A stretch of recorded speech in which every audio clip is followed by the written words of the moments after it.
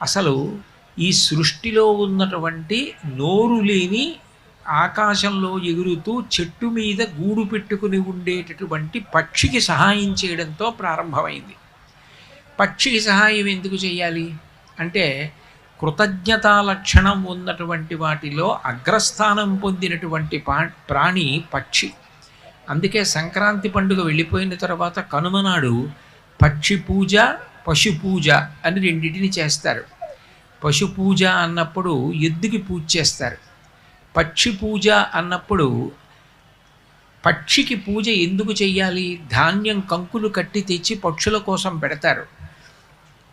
పక్షికి పూజ ఎందుకు అంటే, పక్షి చెట్టు మీద పుడుతుంది. తల్లి పక్షి గూడు కట్టి ఆ గూట్లో గుడ్డు పెట్టి పొదుగుతుంది. అది చెట్టు మీద పుట్టింది, చెట్టు మీదే పెరుగుతుంది. మళ్ళీ అది ఆహారం తిని చెట్టు మీదే గూడు కట్టు